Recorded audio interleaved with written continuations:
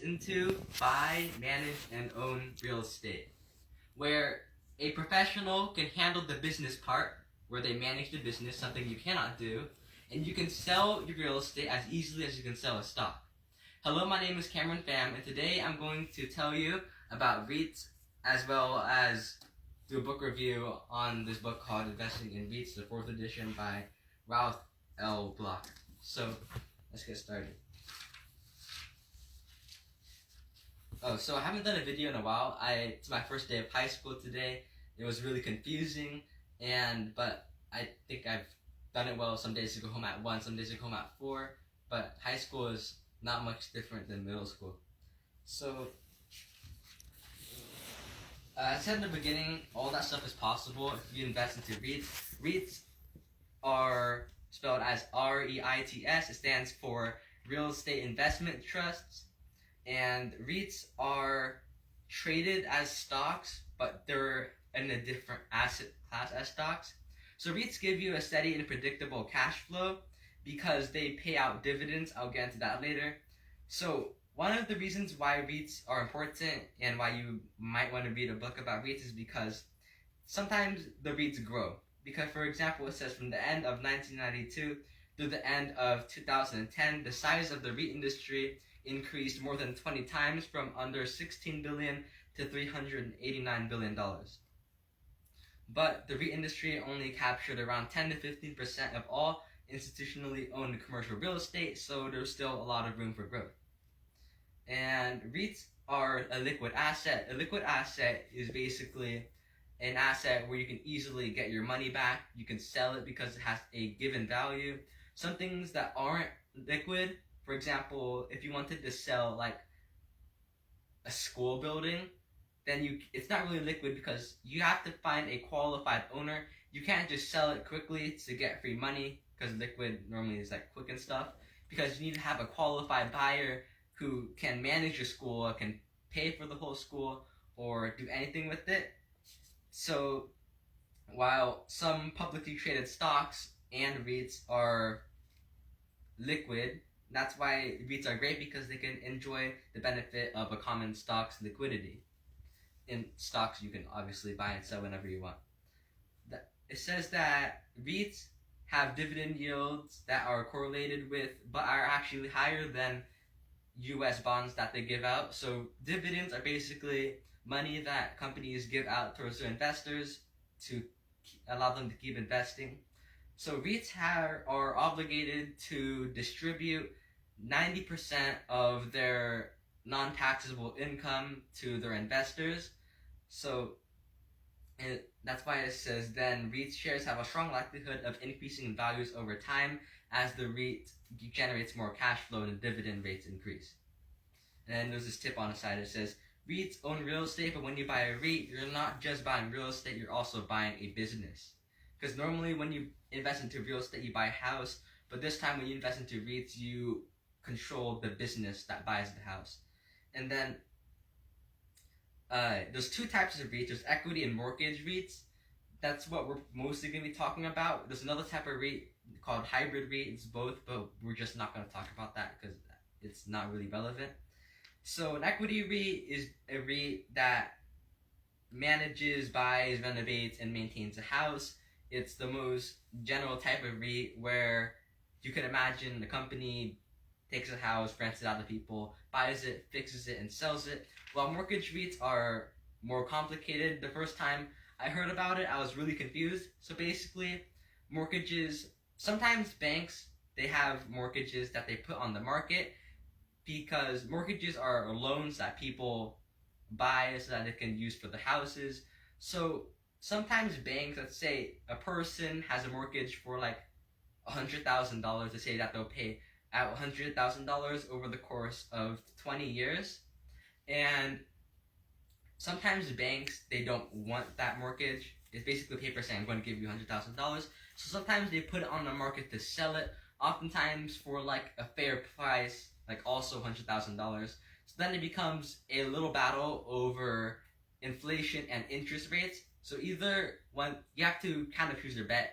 Either inflation takes your money away out of your mortgage and your mortgage is not worth anything anymore, or the interest rates increase and then you can make more money than you spent on the mortgage REIT because the person pays you plus interest.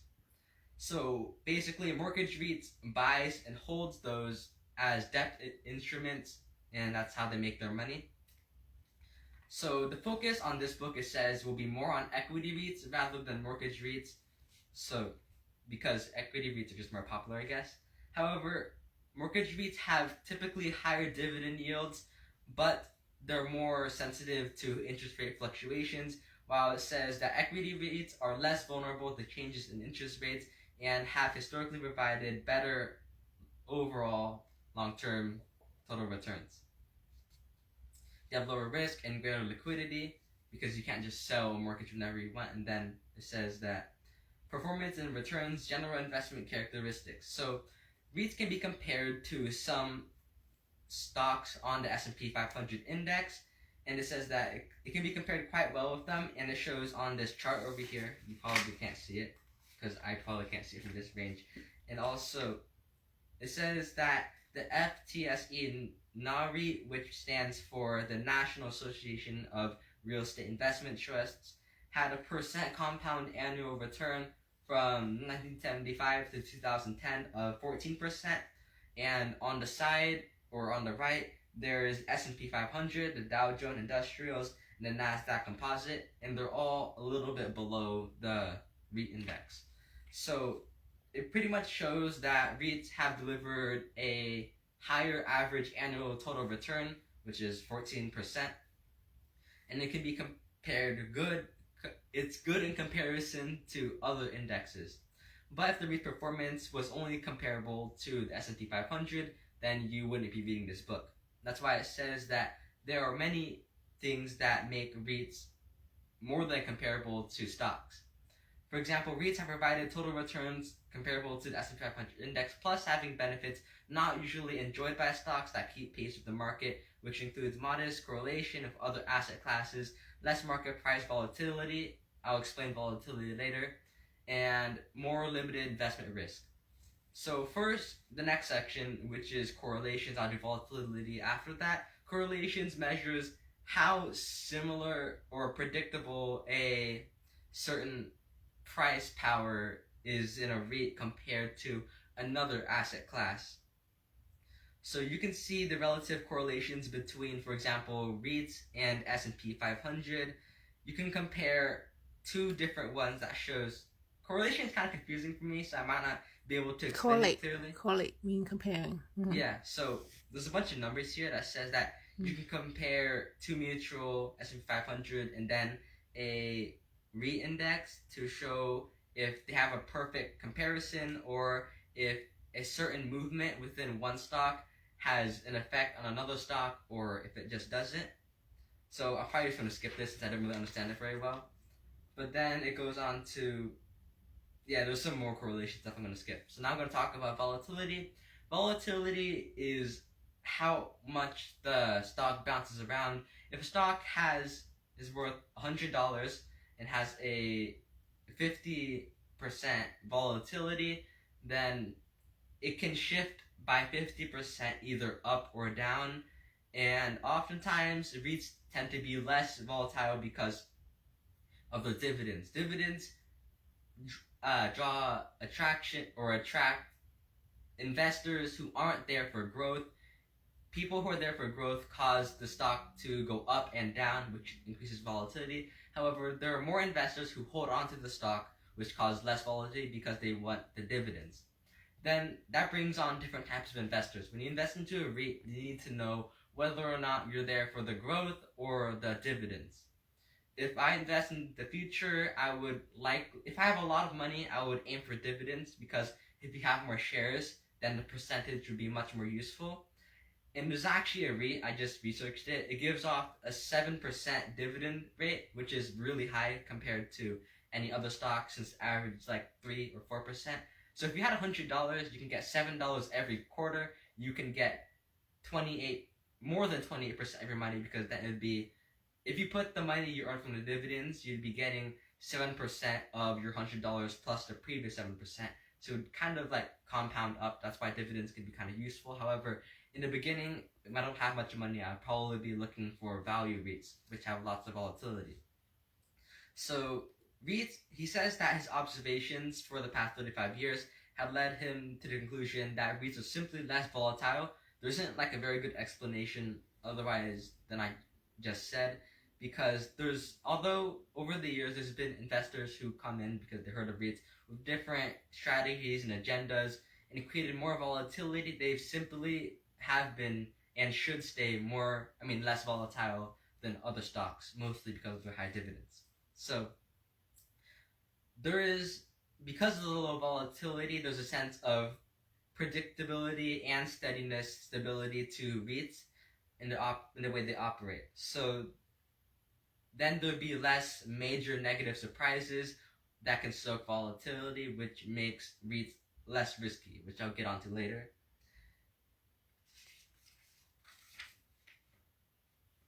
So, it says that one of the biggest investment mistakes people make is a result of fear.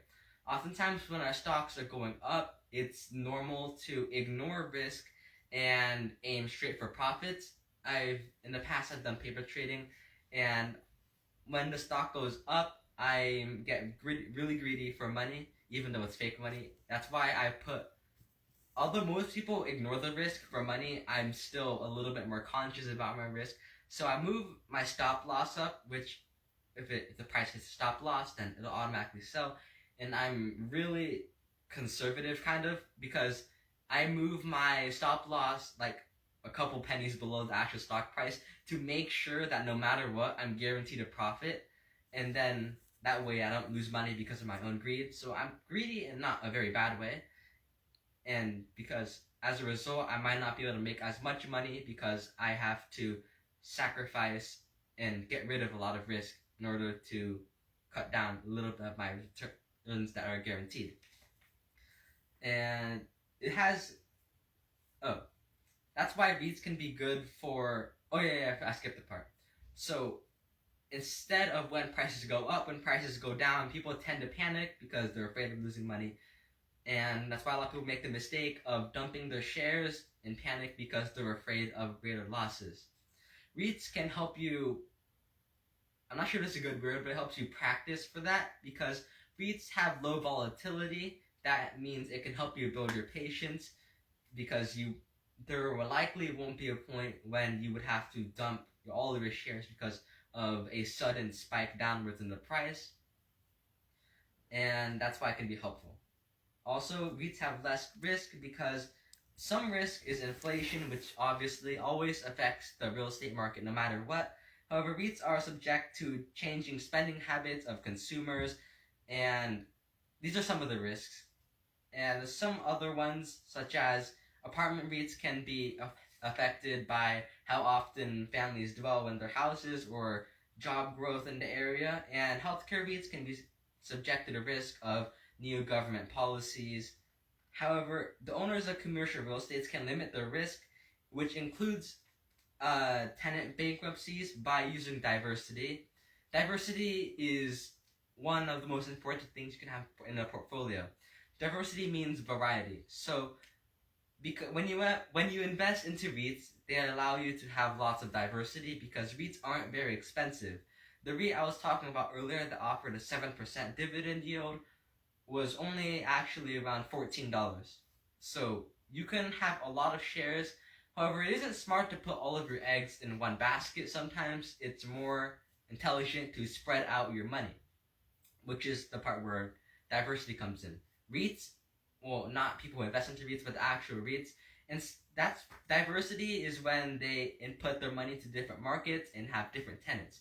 That's why when one tenant files for bankruptcy, they wouldn't lose the only source of income. For example, if you were a investor who, not really investor, but like a landlord who rented out a house to one person, if that person went bankrupt and they couldn't pay their money or whatever, then you would kind of be screwed because you have no diversity, because normally it would be pretty expensive to own more than one house for a normal person, and that's why people invest in REITs, because now there's a big guy to do it for you.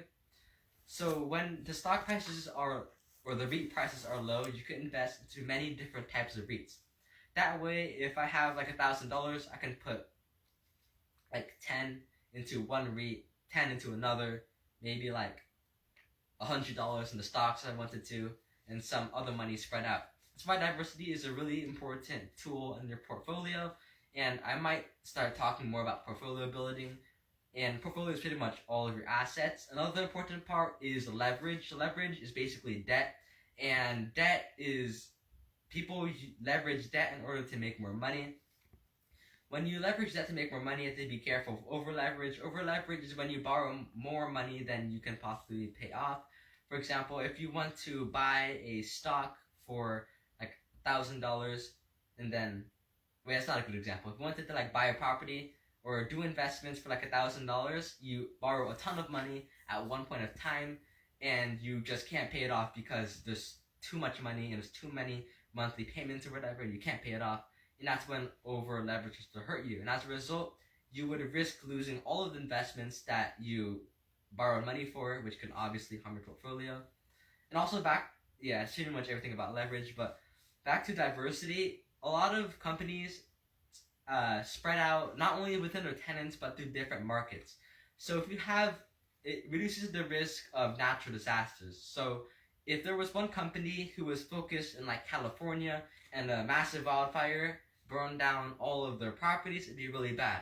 But if they had diversity, not only within their stocks, but within the geography of the place, they can put like 1,000 properties in Texas, 1,000 properties in like Florida, 1,000 properties in like Washington or something, and then diversity would help them reduce their risk.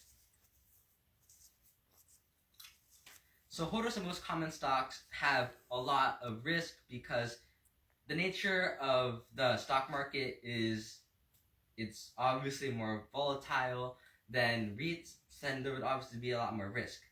Then it says higher current returns.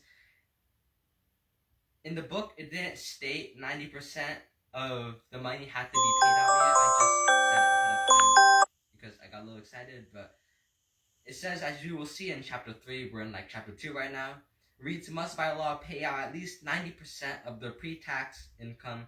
Oh, I said after tax, it's actually pre-tax, to shareholders in the form of dividends.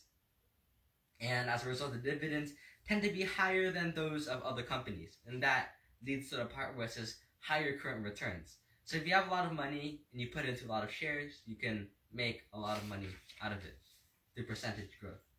So then there's a chart that shows dividend yields between NAREIT or National Association REIT Investment Trust versus all REITs and S&P 500. So there's a little chart that has a bunch of lines showing which one's which. The one on top, which is much higher, is the FTSE NAREIT All REITs, and one below is S&P 500. So obviously shows that the dividend percentage is much higher in comparison to everything else. And before, at one point, it says in 1989, the average was actually 12%, which is really high, and then it crashed down to like 2010, it's now around 4%. That's why it's more rare to find a REIT that has a 7% dividend yield, even though it would be much easier to find a 12% one a long time ago. So this shows that REITs typically have a much higher dividend yield than stocks, which also means that they're less risky because people were attracted to dividends. And it says that although many people claim that it shouldn't matter to shareholders how much of its income it pays out as dividends, even though I don't really believe it, but a lot of people say that. However, it says, according to Ed Clissold, an equity strategist at Ned Davis Research, the S&P 500 index has delivered an average annual price appreciation since the end of 1929 as 4.92%, but the annual total return has been 9.6%, which means that the provided 46% of those returns do count. So basically, there's a bunch of random words, there's a bunch of random numbers, but I'm pretty sure it means that dividends do matter when it comes to volatility and the changing of stock price. So it says perhaps another benefit of owning REIT stocks relating to REITs is that, actually it just says like once again that they get more dividends. I might skip this part. Yeah, I'm just gonna skip this part. I keep talking about what I talked about earlier. It says, do high current returns mean slow growth? It says, it doesn't take a PhD to figure out why many investors like REITs. Dividend yields, obviously, because people love money. However, what does the effect of the high payout ratio have on the REIT's growth prospects? It says, with investors receiving at least 90% of pre-tax income, REITs can only maintain a little bit of capital in which to expand their business. When REITs, I'm going to elaborate on this a little more. When REITs put all of their money towards investors, it is a huge risk because then they can only use 10% on themselves. And since they can only use 10% on themselves, the REIT can only expand so much, it can only grow so slowly, which causes the REIT price to also grow slower than in comparison to stock that don't have to give 90% of their money out. That's why it says, to the extent stock price appreciation results from rapidly rising earnings, a REIT share price would normally rise at a slower pace than that of non-REIT stock. That's why if you're the type of investor that looks for growth, although there are some growth REITs that have a steady price growth, you might want to look more towards the stock area because stocks have more volatility, which means more growth because the stock can bounce up more, which can also in return mean more risk. However, if you're the type of investor who looks for dividends, then stocks might also work for you. However, REITs would give you more money in that area. It depends on how older you are. Like if you're younger, you can be more risk taker. So you invest in stocks. You have more time. You can learn about it and manage it. But then when you're older, you can't take that much risk, retiring age, then you invest in REITs or something. Yes, what I said, when I don't have very much money in the beginning, I want to aim for growth so that I can get a lot of money without risking a lot of money. However, once I have a lot of money, which most likely be when I'm a little bit older, I would invest into dividends so that I can slowly and steadily increase my money without losing it all from one price drop. So you can use the payout from your dividends to pay for your expenses, and while you're not working. Yeah. So I'm probably gonna skip a lot of stuff, a bunch of random numbers. Oh, it says, of course, investors and REITs shouldn't assume that these organizations would be able to grow earnings each and every year because then cash flow growth would be negative for many REITs in their early years due to weak office, industrial, and apartment buildings, which can stabilize later. So REITs are normally in the beginning not very stable because they have to give a lot of their money away. However, over time, when they slowly expand their business, they can be a little more profitable. And basically, the summary of this whole chapter says, REITs own real estate, but when you buy a REIT, you're not just buying real estate, you're also buying a business run by an experienced management team. That's why if you're not very good at real estate, you cannot manage your own house because you don't know much about business or whatever, or you don't want to create a business that manages houses, then you can simply invest into REITs because it has almost all of the benefits that comes with owning your own business, except for like a lot of money, of course, because you make a lot more money if you actually own the REIT, but that comes with a lot more risk. But you have no control. Yeah, you have... Unless you're the one who create the REITs. Yeah. So there's two types of investments, direct and indirect. Direct investments is when you go out there and actually buy the house on your own. You are the company, you are the REIT. However, indirect investments is when you're an investor who invests into a large direct investor in order to make some money. If you're the experienced management team they're talking about, then you would be a direct investor, and that would lead you to make more money because obviously you have the money that's given out to your investors, so you have more money because you have to give it out to them, and you make more profit. However, that means you can lose a lot more money. However, that also means you have a lot more control because it's literally your investment. You can buy what you want to buy. You can choose where you want to buy your property. That's why you have control. However, indirect investments have almost everything that comes with direct investing except for control and large profits. Because if you're an indirect investor, you can't tell the business owner to buy a REIT in like Ohio or something. You have to follow whatever they follow. And then it says that REITs total returns over reasonably long time periods have been competitive by a broader market. So they compete well against other markets such as the S&P 500. That's basically what it's saying. And then the vast majority of REITs offer the liquidity provided by public equity markets.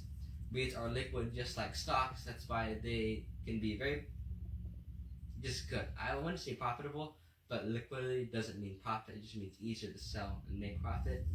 And then REITs provide diversification in the portfolio because of their price movements, and during most periods are not highly correlated to the rest of the market.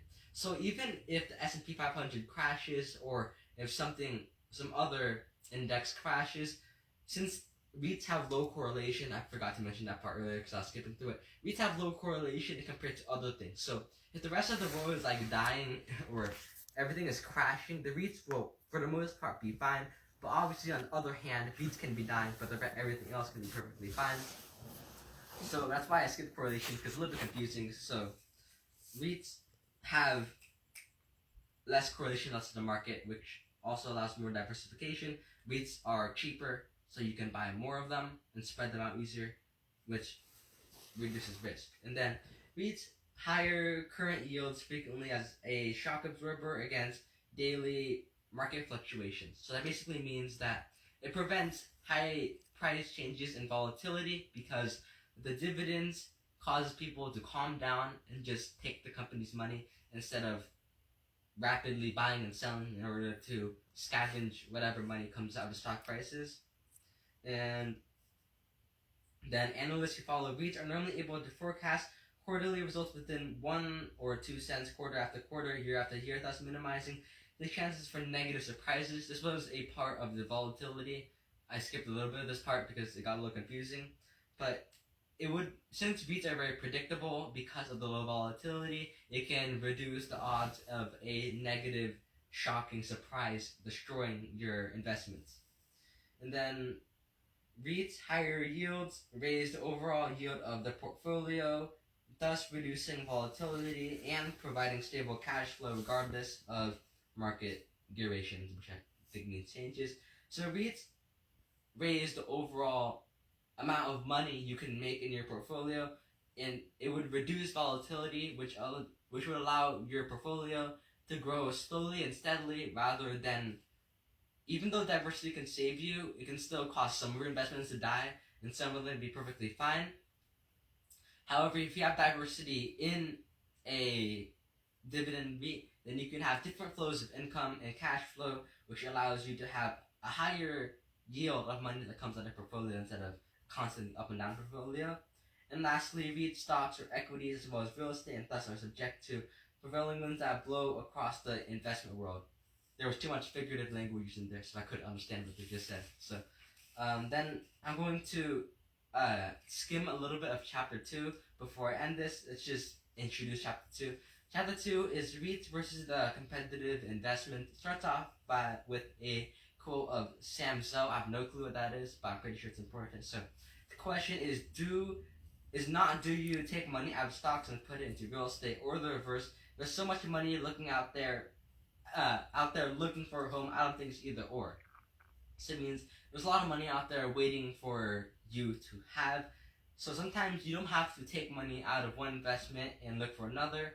Instead, you can simply make money with one investment and then put that money into another investment.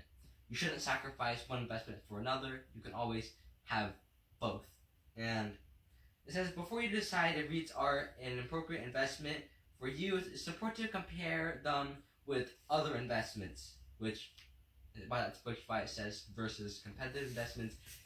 REITs aren't for not anybody. Not for everybody. Some people simply just don't like real estate. Some people like stocks more, or because they don't like the feeling of real estate. Maybe they don't like how slow paced it is. They like the adrenaline rush, which comes with insane price changes in stocks. So sometimes you might want to take a look at other things, other investments, stocks or whatever, or direct investments. But it's not as easy as you seem, because people acknowledge REITs and commercial real estate as a unique asset class, and some people believe that REITs which are a hybrid of equity, real estate, and other stuff. People think, well, it's partially true that you can just put your money into a REIT and you will make more money. It's more complicated than that. There's a lot of stuff you need to consider. However, you kind of can put your money into a REIT and make some money, but it can also be risky if you blindly put your money into things. So basically, chapter 2, at a very brief glance, is basically why you might want to look at other stuff and the differences between REITs and other investments. So I'm going to summarize what we had so far. REITs are real estate investment trusts. They pay out high dividends. They have low volatility. You can make money off the dividends since they pay out 90% of it. I told you about portfolio building. There's correlation between them.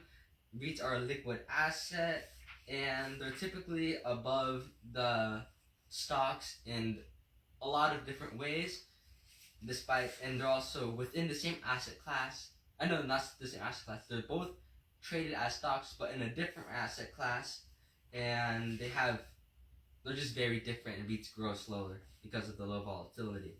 So thank you, and I hope you enjoyed this video, or more importantly, learned something from this video, and hope you guys listen to me next time, and bye for now.